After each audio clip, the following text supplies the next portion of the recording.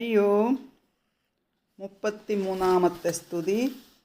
ചിത്രകേതു ക്ഷമ അപരാധസ്തുതി. ആദിശേഷ ഭഗവാൻ മറഞ്ഞപ്പോൾ ആ ദിക്കുനോക്കി നമസ്കരിച്ച് ചിത്രകേതു അവിടെ നിന്നു പോന്നു.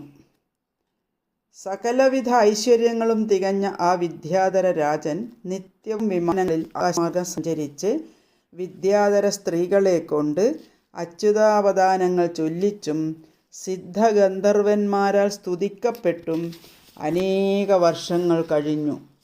ഒരു നാൾ ചിത്രകേതു സിദ്ധവിദ്യാധരന്മാരാൽ സ്തുതിക്കപ്പെട്ട് മുനിമാരുടെ സഭാമധ്യത്തിൽ ഇരിക്കുന്ന മഹാദേവനെ കണ്ടു.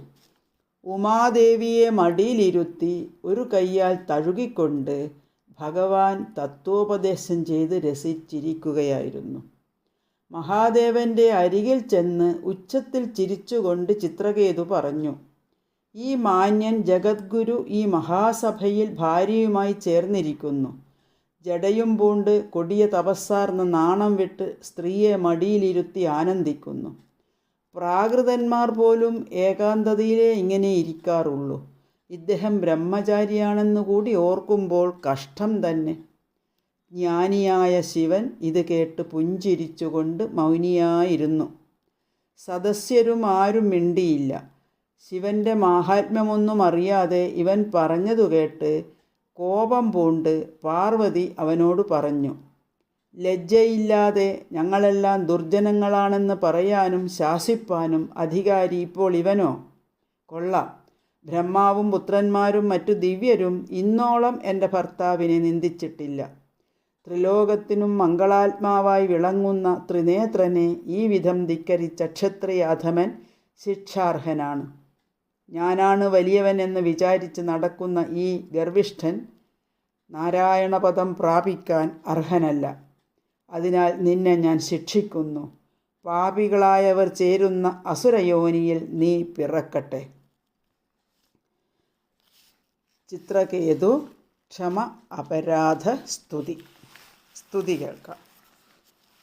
ചിത്രകേതു ഉവാച പ്രതിഗൃഹ്ണാമി തേ ശാപം ആത്മനോഞ്ജലിനാംബികേ ദേവൈർമർത്യായ യത് പ്രോക്തം പൂർവദിഷ്ടം ഹി തസ്യ തത് സംസാരചക്രയേതസ്മിൻ ജന്തുരജ്ഞാനമോഹിത ബ്രാഹ്മ്യൻ സുഖം ച ദുഃഖം ച ഭുങ്ക്തേ സർവത്ര സർവദാ നൈവാത്മാനപരശ്ചാപി കർത്താസ്യ സുഖദുഃഖയോ കർത്താരം മന്യതേ പ്രാജ്ഞ ആത്മാനം പരമേവ ച ഗുണപ്രവാഹയേതസ്മിൻ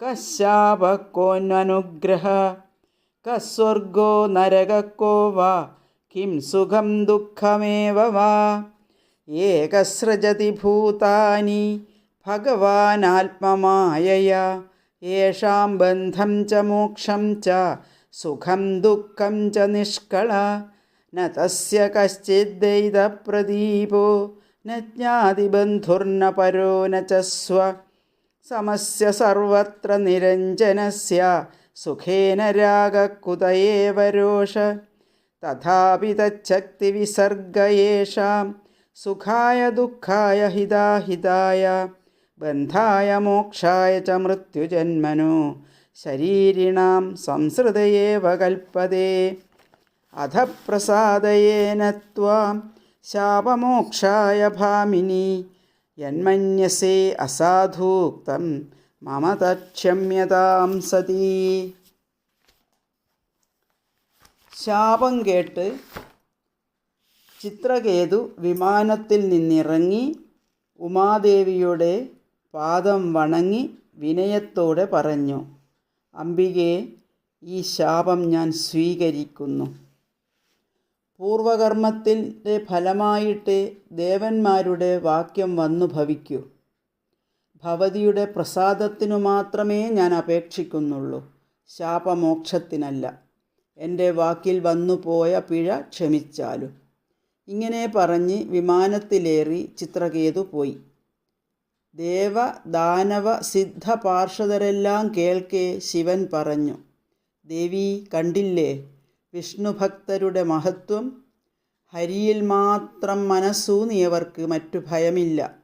നരകം, സ്വർഗം, മോക്ഷം ഇതെല്ലാം അവർക്കൊപ്പം. സുഖവും ദുഃഖവും അവർക്ക് ഭേദമില്ല.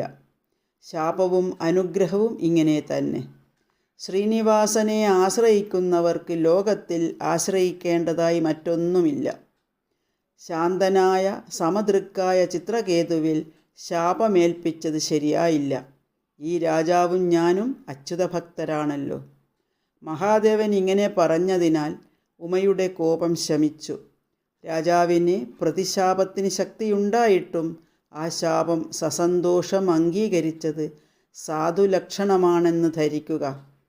പിന്നെ ചിത്രകേതു ത്വഷ്ടാവിൻ്റെ ദക്ഷിണാഗ്നിയിൽ നിന്ന് വൃത്രാസുരനായി ജനിച്ചു.